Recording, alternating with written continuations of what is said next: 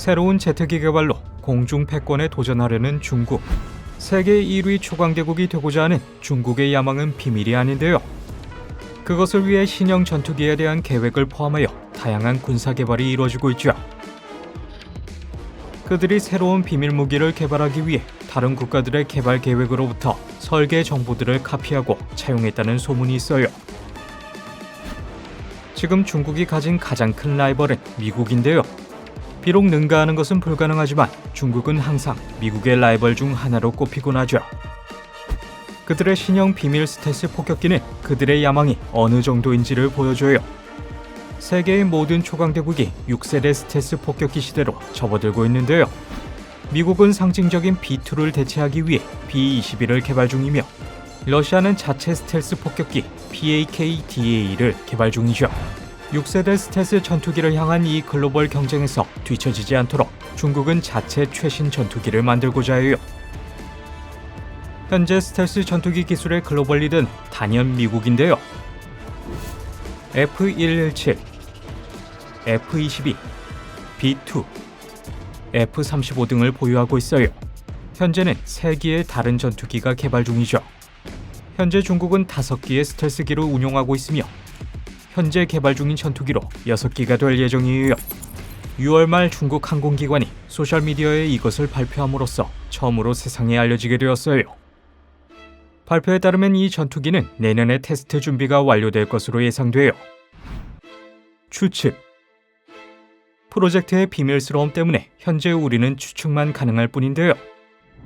전문가들은 이것이 FC-31 전투기의 재설계 및 업그레이드 버전일 가능성이 가장 높다고 생각해요. 물론 이것이 완전히 새롭고 다른 설계일 가능성은 여전히 존재하죠. 전문가들은 발표 게시물에 사용된 단어가 신세대를 의미하는 신이라이라는 것을 주목했어요. 신시잉이라는 단어가 사용되었다면 완전히 새로운 디자인을 의미하는 새로운 것이었겠죠. 이 시점에서는 확신할 수 없어요. 사람들이 이 게시물의 의미에 대해 추측하기 시작하자 그 글은 설명 없이 즉시 삭제되었죠. 다양한 뉴스 매체에서 인터뷰한 중국 항공 전문가들은 이 새로운 전투기가 중국의 항공모함 함대에서 사용하도록 설계될 가능성이 높다고 밝혔어요. 이 새로운 전투기 설계의 기초를 참고한 모델은 스텔스를 위해 특별히 제작된 5세대 전투기인 선양 FC-31로 여겨지는데요. FC-31은 디자인과 기술 모두에서 미국의 F-35와 매우 흡사하죠. 이것이 우리가 새 전투기에서 기대할 수 있는 기준이라면 미국이 6세대 스텔스 전투기에 대해 제시한 것과 매우 유사할 것이라고 추측할 수 있어요. 중국이 전투기 생산과 관련하여 어려움을 겪고 있는 한 분야는 엔진인데요. 2012년 공식적으로 공개된 FC-31은 이러한 이유로 양산에 실패했어요. 러시아 미그-29 전투기에 사용되는 것과 동일한 엔진이 클리모프 RD-33에 의해 구동되었죠. 중국은 여전히 몇 가지 문제가 있는 것처럼 보이지만 이 분야에서 발전했어요. 따라서 이 신형 비행기에 어떤 엔진을 사용하는지 보는 것은 흥미로울 거예요. 그들이 사용할 엔진에 따라 전투기가 대량 생산될지 여부를 알 수 있죠. 일부 보고서에 따르면 이 6세대 모델이 J-15를 대신하기 위해 개발되고 있다고 해요. J-15는 중국의 항공모함에서 주로 사용되는데요. 이 보고서가 사실이라면 이 새로운 스텔스 전투기가 항공모함 사용을 염두에 두고 설계되고 있다는 예측에 힘을 실어주죠. J-15는 구소련의 수-33 항공모함 기반 전투기의 설계를 기반으로 한 중형 전투기인데요. 대부분의 다른 현대 전투기에 비해 사거리, 무기 및 민첩성 측면에서 몇 가지 단점이 있죠. 따라서 신형 전투기로 이러한 영역에서 개선을 기대할 수 있을 거예요. 중국의 2가지 주요 항공모함인 랴오닝과 산둥은 1세대인데요. 스키 경사로가 있지만 훨씬 더 효과적인 캐터펄트가 없죠.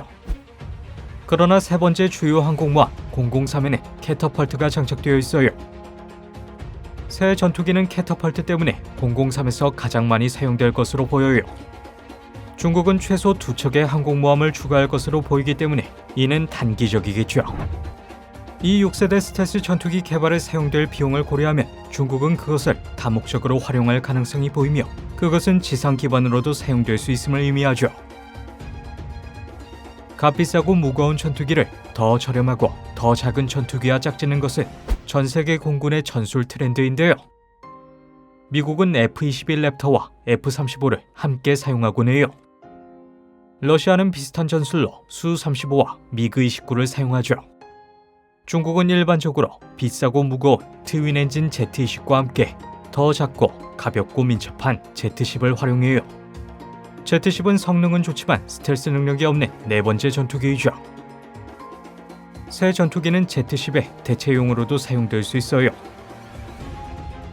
현재 미국은 크고 작은 5세대 전투기를 모두 사용하는 세계 유일의 공군을 보유하고 있는데요. 이것은 미국이 공중전에서 스텔스 능력을 가진 크고 작은 전투기 조합을 사용할 수 있는 유일한 공군이라는 것을 의미해요. 중국이 새로운 6세대 스텔스 전투기 양산에 성공한다면 이러한 점에선 미국에 필적할 수 있죠. 이것은 잠재적으로 최신 세대의 스텔스 전투기 측면에서 미국의 이점에 대응이 가능해요.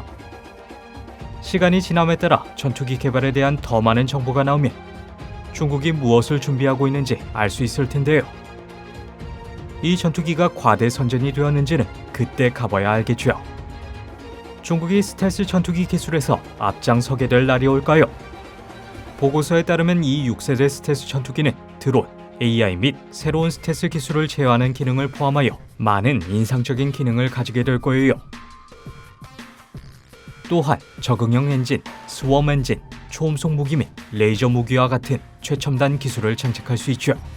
그것은 모두 중국의 필요에 의해서 바뀔 수 있다고 보시면 돼요. 중국이 개발 중인 새로운 무기를 거의 발표하지 않는다는 점을 고려할 때 전투기의 공식 공개 및 비행 시연을 통해 전투기의 능력을 알게 되는 것 이외에는 방법이 없어요. 기다릴 수밖에요. 그러나 중국의 이 새로운 스텔스 전투기가 인상적일지라도 사실 중국이 선두에 설 일은 없을 거예요. 순전히 숫자를 기준으로 미국은 현재 전 세계에서 가장 많은 스텔스 전투기를 보유하고 있죠. 2008년 미 공군은 F-117 52기를 퇴역시켰는데요. 20기의 B-2 스텔스 폭격기가 여전히 활동 중이죠. 또한 거기에 185기의 F-22도 있어요. 전체적으로 미국에는 400기 이상의 F-35가 존재해요. 이것을 모두 합치면 미국이 가진 공군 전력이 엄청나다는 걸 확인 가능하죠. 그리고 미국은 현재의 자리를 유지하는 데 그치지 않아요. 미 공군은 B-21이 완전히 개발되고 테스트되면 100기 이상을 추가할 계획이에요. 또한 기존 F-35를 대체할 새로운 스텔스기를 개발할 계획이죠.